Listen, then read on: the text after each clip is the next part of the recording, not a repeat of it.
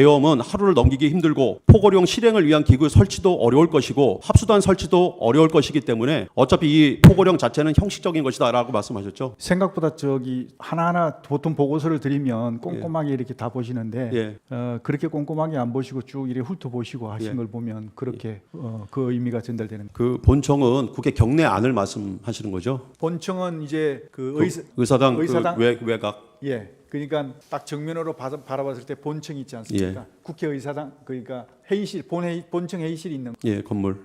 그 건물을 본청이라고 그러고 그다음에 외곽이라는 것은 울타리를 외곽이라고 그럽니다. 그러니까 국회 경내안을 말씀하시는 거죠. 투입이. 수방사요? 아니요. 그냥 병력 투입이라는 그 개념이. 특전사 280명은 본청 내부에 들어가서 질서 유지를 했고요. 그다음에 이제 수방사는 울타리를 연해서 이게 그러니까 본청을 주변으로 해서 이렇게 좀 지원을 하는 걸로 했는데 실제로 투입이 제대로 안 돼갖고 50명밖에 못 들어왔습니다. 그래서 거기서 그냥 대기하는 그런 상황이었고요. 나머지 150명, 160명 정도는 아예 그러니까 울타리 바깥에서 대기를 했어요. 이번 추후에 지금 질문의 내용을 잘 이해를 못하시는 것 같아서 제가 다시 한번 말씀드리겠습니다. 지금까지 뉴스 등에서 대통령이 국회를 봉사하기 위해 군 병력과 경찰 인력을 투입했다고 이렇게 하고 있습니다. 그 증인은 작전 분야에서 오랫동안 근무를 해서 잘 알 텐데요. 국회를 봉쇄하고 국회의 의결을 막고자 했다면 최소한 어느 정도 규모의 병력이 필요합니까? 그게 이제 그렇게 판단을 하려고 그러면 계략적으로 이제 울타리 그러니까 국회 울타리 길이를 어느 정도 알아야 되는데 제가 알기로는 한 3, 4km 되지 않을까 싶습니다. 정확하지는 않습니다. 근데 3, 4km 정도 된다고 봤을 때 3km라고만 해도 봉쇄라고 하면 그야말로 손에 손잡고 틀어막는 거거든요. 그렇기 때문에 거의 1m 간격으로 병력을 배치해야 됩니다. 그러면 3km를 1m 간격으로 하면 3,000명이 소요되지 않습니까? 그런데 거기에 국회 출입문이 20개입니다. 그러면 20개의 최소한 출입문은 아무리 못해도 100명은 투입을 해야 이게 몰리는 인원이 많이 몰리기 때문에 그건 한 2,000명.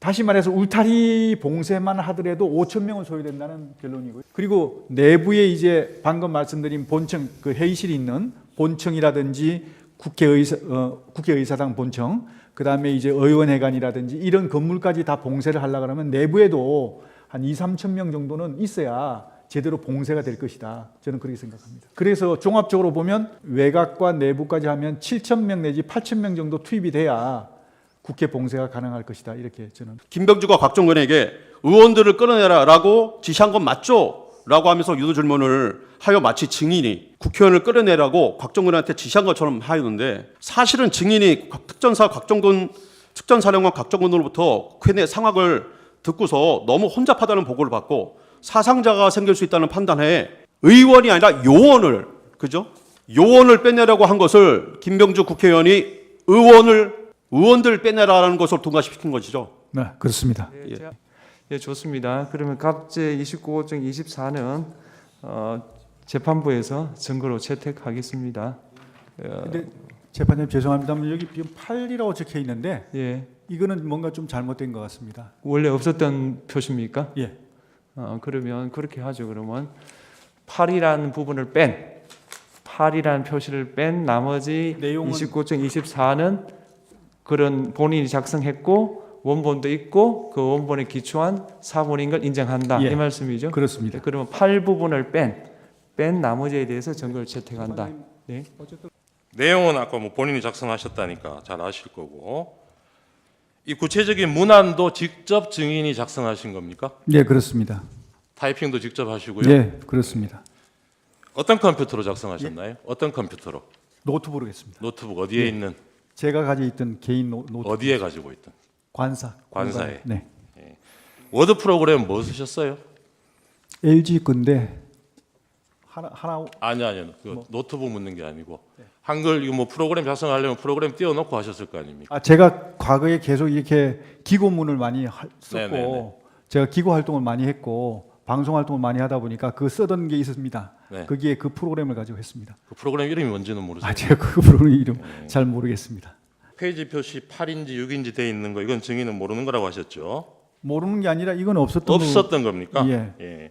혹시 증인이 사용하신 이거 작성하실 때 사용하셨던 그 워드 프로그램에 밑에 페이지 표시가 나오지 않던가요? 한 장씩 한 장씩 있기 때문에 예. 페이지 안 넣습니다. 한 장씩이라고 하면 다른 건 또 뭐가 있었나요? 기재부 장관뿐만이 아니고 예. 외교부 장관도 또 있었고 있었고. 또 그 경찰청장, 경찰청장. 또 국무총리. 네. 아, 총리 것도 있었습니까? 예. 그래서 행안부 것도 행안부 있었어요. 장관도 있었고. 네. 그렇게 여러 거기에 장 따라서 작성하셨으면 밑에 페이지 표시가 있어도 뭐 별로 이상할 건 없네요. 이상하죠. 알겠습니다. 증인이 대통령으로부터 특정 정치인을 체포하라는 지시 받은 적이 있습니까? 증인이? 그런 대통령으로부터 그런 지시를 받은 적은 전혀 없고요. 예. 포고령의 이루에 대해서 좀 설명을 해주시겠습니까? 예. 그 포고령 1번에 보면 그 내용을 쭉 보면 마지막에 있는 시위 등 일체의 정치 활동을 금한다라고 되어 있습니다. 이걸 보면 마지막 일체의 정치 활동을 금한다는 게 이제 마지막 핵심이고요. 그래서 이제 국회 같은 경우에는 그 입법 활동에 대해서는 존중돼야 되고 당연히 그거는 보장이 돼야 된다고 저는 생각합니다. 그렇지만 정치 활동에 대해서는 통제가 필요하다고 저는 생각하기 때문에 이걸 넣은 겁니다. 왜냐하면 과거의 사례를 봐도 그렇고 정치 활동을 빙자해서 국민들을 선동한다든지 또 사회를 교란한다든지 또 심지어는 이 반국가 세력하고 결탁을 해서 체제 전복을 노린 그런 사례도 있습니다. 이런 것들을 고려해서 국회에서의 정치 활동 또는 이제 그 정치인들의 정치 활동에 대해서는 어떤 일시적으로라도 그러니까 통제가 돼야 된다. 그런 차원에서 이게 들어간 겁니다. 예, 국회의 정상적인 의정 활동이나 합법적인 활동이 아니고 네. 유법적이고 탈법적인 활동을 금지한다는 의미로 넣었다는 말씀이죠. 네. 예. 그리고 아까 그 비상입법기구 관련해서 실제 특전사가 국회 본 의사당에 얼마나 들어가셨는지 아십니까? 280명. 본관에 다 들어갔습니까? 280명이 질서 유지를 위해서 활동을 했습니다. 다 들어간 걸 확인하셨습니까? 아니 확인한 것보다 제가 보고를 받았습니다. 그렇게. 그게 지금 이제 오해를 좀 280명은 네. 280명은 국회 경내에 들어간 인원을 말하는 거고요. 맞습니다. 예, 맞죠? 예. 본청에. 본 회의장 안에 건물 안에 들어간 사람은 12명밖에 안 돼요. 7079대 묵개고 차묵개고 그거를 좀 오해를 하시고 예.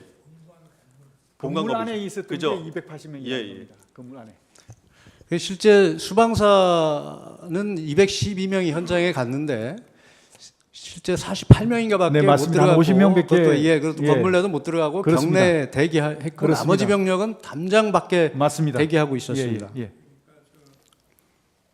저도 좀 어제 사진 보고 저거 하는데 그 본회의장과 또 국회 관계자들의 사무실이 있는 본관 건물이 있고요. 예. 또 국회 마당이 있고 담벼락 바깥에 또 경찰이 있었지 않습니까? 예.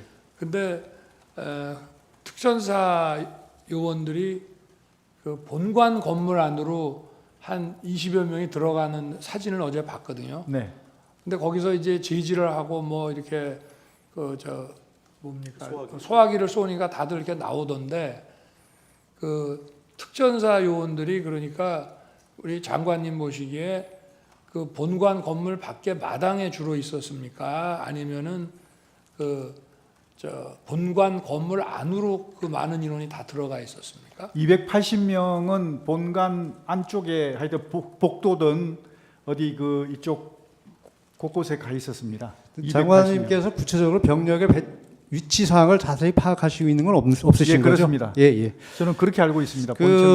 이 국회의 정치 활동을 금지하는 포고령은 아까 앞에 보여드렸던 1979년 포고문이나 2017년 포고문은 물론이고 1961년 5.16 쿠데타 이후에 있었던 6번의 포고문 어디에도 등장하지 않습니다. 네. 증인 어떤 포고문을 보고 이 조항을 참조해서 넣은 겁니까? 그거는 혹시 그거 보셨는지 모르겠는데요. 12.12 사태 그러니까 12.6 때 계엄이 선포됐지 않습니까? 네. 그러다가 이제 12.12 때 또 추가로 이제 네. 계엄이 되면서 네. 확대했습니다. 네. 5.18 계엄 네, 말씀하시는 5.18 건가요? 전에 예. 5월 17일 날 했을 17일, 거예요. 예. 네. 그때 그게 포고령 10호가 나갔을 겁니다. 아마. 네. 그때 보면 거기에 모든 정치 활동을 금한다고 되어 있습니다. 알겠습니다. 예. 아까 추신문에서 의원들을 끌어내라고 한 것이 아니라 국회 안에 들어가 있던 요원들을 빼내라고 한 것이다. 이런 취지의 네. 답변을 하셨죠. 네. 이 본회의 의사당 안에는 들어가 있던 요원들이 있었습니까? 없었습니다. 없었죠. 그리고 의원들이 아니고 요원들일 것 같으면 이 군인들이라는 얘기잖아요. 그렇습니다. 그러면 그 철수하라고 그냥 말로 지시하면 되지 뭘 끌어냅니까? 그게 아니고요. 지금 이제 우리 군 병력들 요원들하고 국회 그 있는 직원들하고 이렇게 지금 밀고 당기고 하면서 굉장히 혼잡한 상황이 있어가지고 제가 그 상황을 보고받는 순간 야 이거 잘못하다가 알겠습니다. 압사 사고가 나겠다. 네네. 그래서 이렇게 되면 국민의 피해도 생기지만 우리 장병들도 피해 생기니까 네. 일단 빼라. 예, 그래야만 알겠습니다. 이게 이 저 충격이 완화될 수 있지 않냐. 알겠습니다. 그 얘기입니다. 예, 30 포고령이 집행 가능성도 없고 실효성도 없다. 아까 피청구인이 그렇게 물론 말씀하셨어요. 대통령께서 그렇게 말씀하셨지만 주무장관은 그렇게 생각지 않습니다. 아, 그래요? 네, 그러면 효력이 있으니까 그렇습니다. 실제로 집행하려고 하셨겠네요. 당연히 그렇게 하는 게 예. 맞다고 생각합니다. 예, 그래서 그 뒤에 나중에 이재명 대표 뭐 몇 사람을 포고령 위반으로 고발도 하셨죠. 그런 적 없습니다. 이재명 없습니까? 대표로요? 제가? 예. 예, 제가요? 언론의 보도는 그렇게 되어 있습니다. 저는 본인이 하신 게 아닙니까? 예, 그건 알겠습니다. 저기 마지막으로 이 비상계엄에 실패한 가장 큰 이유가 뭐라고 생각하십니까? 비상계엄을 실패했다. 저는 뭐 실패 성공이라고 생각지는 않습니다.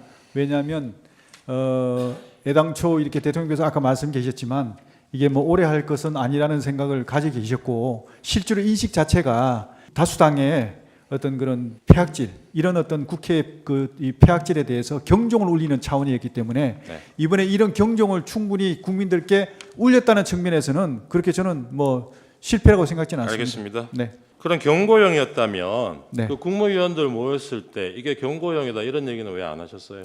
그런 걸 얘기하는 것은 그거는 전략적인 차원이지 그런 얘기를 하는 건 안 맞죠. 알겠습니다. 정혜 혹시 본인 수사 기록 한번 보신 적 있습니까? 저 그 수사 기록이요? 영관급 장교들 진술의 내용 한번 보신 적 아, 있습니까? 그거는 못 봤습니다. 여기 보시면 대부분의 영관급 장교들이 이날 자신들이 무슨 임무를 받고 여기 가서 뭘 할지를 모르는 상태에서 출동 지시를 받고 갑니다. 근데 현장에 가서 보니까 내가 총을 들고 상대에 대적해야 될 사람들이 국회의원들이고 시민들이고 이런 거예요. 선거관리위원회고. 그래서 상당수 군인들이 이건 뭔가 아닌 것 같다.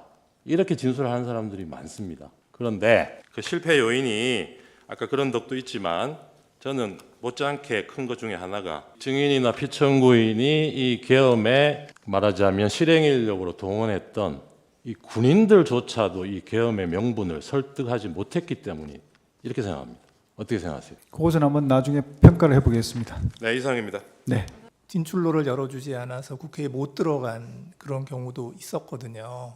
그래서 증인께서 말씀하시는 거하고 달리 실제로는 국회 봉쇄가 목표가 아니었나 하는 그러한 정황들이 많이 보이는데 그 점은 어떻게 생각하십니까? 네, 재판관님 말씀 존중합니다. 그런데 저는 생각이 좀 다른 게 말씀하신 대로 제가 만약에 봉쇄를 했다 그러면 국회의장님이 담을 넘어가서는 안 됩니다. 담을 넘어갈 수 없어야 맞는 겁니다. 봉쇄라는 개념 자체는요.